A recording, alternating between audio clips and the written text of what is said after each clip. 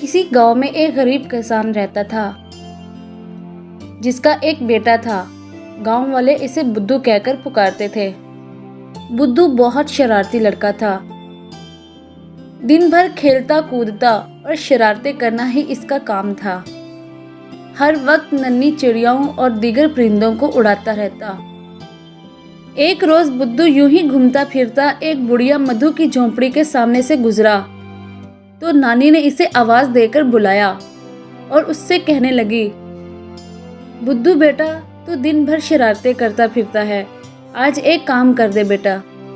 बुद्धू ने पूछा कि क्या काम है नानी मधु? मधु नानी बोली, आज बरसात का मौसम है और मेरी झोंपड़ी के अंदर मच्छर बहुत हो गए हैं। कम वक्त रात को सोने नहीं देते। किसी सूरत में मुझे इन मच्छरों से निजात दिला दे। बुद्धू एकदम बोला, बस इतना सा काम? भाई लो, अभी मच्छरों का कत्ले आम किए देता हूँ। नानी इसकी बात सुनकर बहुत खुश हुई और दुआएं देने लगी।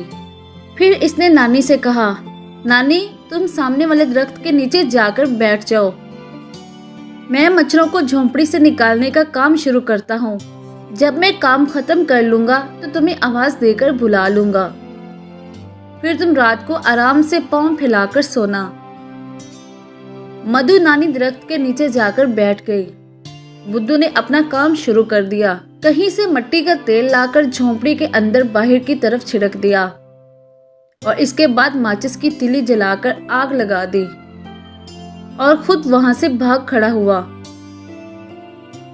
झोंपड़ी में आग भड़क उठी तो बड़ी बी चिल्लाई, अरे मैं लुट गई, बर्बाद हो गई। अरे कम वक्त बुद्धू, तुमने मेरी झोंपड़ी में आग लगा दी। अब मैं क्या करूंगी? कहाँ जिंदगी के आयाम बसर करूंगी?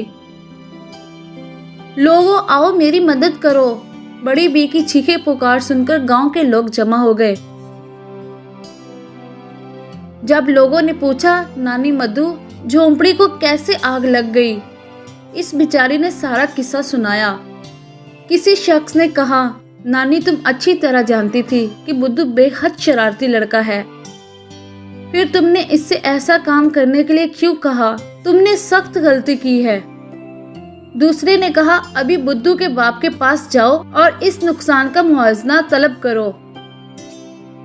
चनाचर नानी मधु ने इस शख्स के मशवरे पर अमल करते हुए बुद्धू के घर का रुख किया और इसके बाप के पास जाकर बुद्धू की हरकत बयान की। लोगों ने भी बड़ी बी की हिमायत में बातें की। बुद्धू के बाप को बेटे की इस हरकत पर बहुत गुस्सा आया। इसने नानी मधु से माफी मांगने के बाद कहा, मैं इस लड़के से तंग आ चुका हूँ। आज मैं इसकी अच्छी तरह खबर लूंगा और तुम्हारी झोंपड़ी बनवा दूंगा। आखिर बुद्धू के बाप ने ऐसा ही किया। बुद्धू की खूब पटाई की। बुद्धू ने तौबा और आइंदा हर तरह की शरारत न करने का वादा करके दिल लगाकर पढ़ना शुरू किया। इसके बाप ने नानी मधु के लिए नई झोंपड़ी तहमीर करवा दी।